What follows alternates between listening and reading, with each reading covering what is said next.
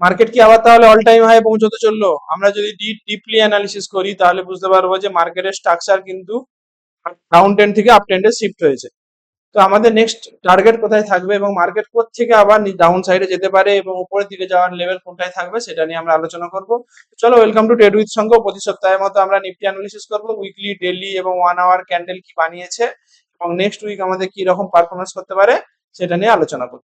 তো প্রথমেই আমরা দেখবো Nifty fifty weekly chart. Weekly চার্টে আমাদের গত সপ্তাহে প্ল্যান কি ছিল? গত সপ্তাহে প্ল্যান ছিল যে মার্কেট একটা হিউজ বুলিশ ক্যান্ডেল বানিয়েছে এবং মার্কেট এই ফেভারে কিন্তু খানিকটা যেতে পারে। মার্কেট কতটা অবধি যেতে পারে, নেক্সট নেক্সট টার্গেট মার্কেটে কোথায় থাকবে? আমরা যদি সিম্পল এখান থেকে যদি একটা ফিবোনাচি টানি তাহলে বুঝতে পারবো মার্কেটের কিন্তু ইমিডিয়েট রেজিস্ট্যান্স কিন্তু মার্কেটের 24,800 কিন্তু আমাদের একটা ইমিডিয়েট রেজিস্ট্যান্স থাকছে। আর আরেকটা লেভেল কোথায় ছিল? সেই লেভেলটা কিন্তু আমরা বলেছিলাম কত, 24,353.5 লেভেলটা, এটা কিন্তু আমাদেরও একটা রেজিস্ট্যান্স হিসাবে কাজ করে। কিন্তু মার্কেট কি করেছে, 0.5 লেভেলটা কিন্তু ব্রেক করে দিয়েছে। এবং ডেইলি ক্যান্ডেলও যদি আমরা দেখতে পাই মার্কেট কিন্তু এখান থেকে কিন্তু একটা রেজিস্ট্যান্স নেওয়ার চেষ্টা করেছিল, ওরা bearish engulfing type of candle close করার চেষ্টা করেছিল, কিন্তু নেক্সট দিন কিন্তু একটা ভেরি বিগ বুলিশ ক্যান্ডেল বানিয়েছে। তো যথারীতি মার্কেটে কিন্তু আর নেক্সট রেজিস্ট্যান্স মার্কেটে যদি আমরা দেখতে পাই তাহলে কিন্তু 24,765, 24,800 কিন্তু আমাদের নেক্সট রেজিস্ট্যান্স। এবং আমরা যদি প্রিভিয়াস যদি দেখি, এইটা কিন্তু মার্কেটের একটা সাপোর্ট জোন ছিল। এই যে মার্কেট কিন্তু এক্স্যাক্টলি এখান থেকে কিন্তু রিভার্সাল করেছিল, যে মার্কেট কিন্তু সেম জায়গাতে আসছে, অতএব এটা কিন্তু রেজিস্ট্যান্স হিসাবে কাজ করবে। এবং ফিফ রেজিস্ট্যান্স প্লাস হচ্ছে কি লেভেল, অতএব ডবল রেজিস্ট্যান্সে কিন্তু এটা মার্কেটে কাজ করবে। কিন্তু এটা কি এখান থেকে কিন্তু মার্কেট আবার কি নিচে চলে যাবে? মার্কেট কিন্তু এখান থেকে নিচে যাওয়ার সম্ভাবনা কম, কারণ মার্কেট এইভাবে এসেছে, পুলব্যাক দিচ্ছে, দেন এইভাবে আসার কথা। কিন্তু মার্কেট আমরা যদি দেখি, ডিপলি অ্যানালিসিস করি তাহলে বুঝতে পারবো মার্কেট এখানে কিন্তু যখন নেমেছে কিন্তু একটা lower low lower high formation করে নেমেছে, আর যখন উপরে দিয়ে গেছে তখন কিন্তু একটা ইমিডিয়েট উপর দিয়ে গেছে। অতএব এটা কিন্তু আমরা রিভার্সাল হিসাবে দেখবো, এটা কি কোনোদিনও কিন্তু আমরা এটাকে পুলব্যাক দেখবো না। পুলব্যাক দেখতে গেলে কি করতে হবে, পুলব্যাক স্লো হয়ে যায়। এই যে এখান থেকে যখন বাইংটা আসতো এখানে কিন্তু স্লো হয়ে যদি যেত তাহলে কিন্তু আমরা বুঝতাম যে মার্কেট এখান থেকে সেলিং আসতে পারে। কিন্তু এখানে মার্কেট কি করতে পারে, মার্কেট এখানে যে টাইম পাস করতে পারে, আদারওয়াইজ হালকা সেলিং আসতে পারে দেন বাইং, আবার হালকা সেলিং দেন বাইং, এইভাবে কিন্তু মার্কেট আগামী সপ্তাহে কি আগামী মাসে কিন্তু করতে পারে। ঠিক আছে? তো আমাদের মার্কেট নেক্সট রেজিস্ট্যান্স আমাদের থাকছে 24,765। আর আমাদের ইম্পর্টেন্ট সাপোর্ট জোন কোথায় পাবো? এই লেভেলটা যদি মার্কেট কাল যদি গ্যাপ আপ খোলে, মার্কেট আমরা যদি এখানে গিফট নিফটি দেখি, গিফট নিফটি কিন্তু 24,700 তে ট্রেড করছে, অর্থাৎ নিফটি ট্রেড করছে 24,353, অর্থাৎ মার্কেট কিন্তু ইমিডিয়েট কাল একটা বড় গ্যাপ আপ খুলতে পারে।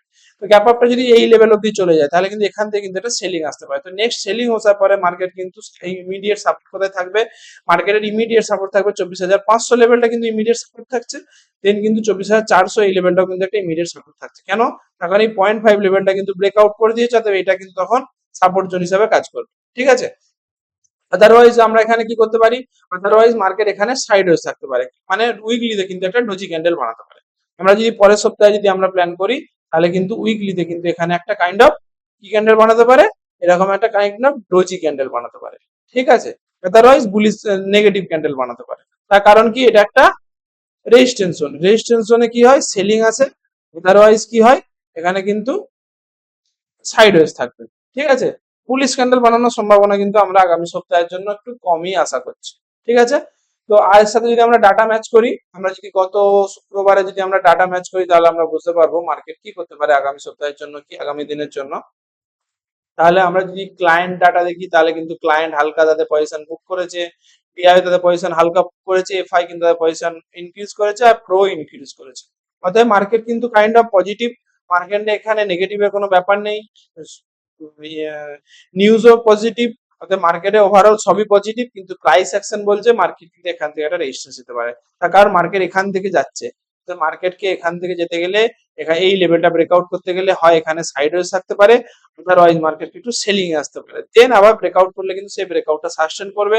আদারওয়াইজ কিন্তু এই ব্রেকআউটটা যদি হয়ে যায় তাহলে কিন্তু মার্কেট সাস্টেন করবে না, ইমিডিয়েটলি কিন্তু আবার নিচের দিকে এসে কিন্তু আবার ফল আসতে পারে। ঠিক আছে?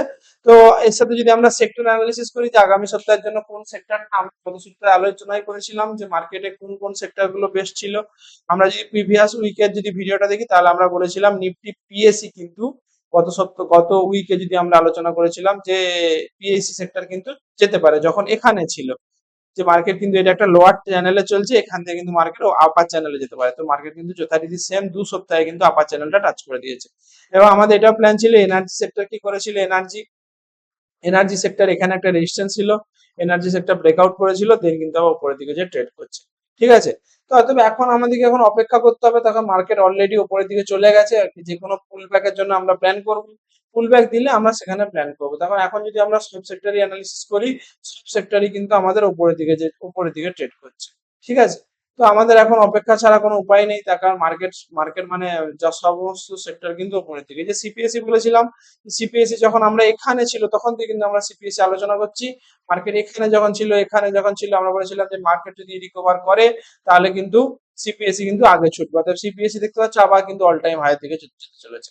ঠিক আছে, তো আমাদের এখন নেক্সট পরবর্তী সেক্টর আগামী সপ্তাহের জন্য সেক্টর কি দেখবো?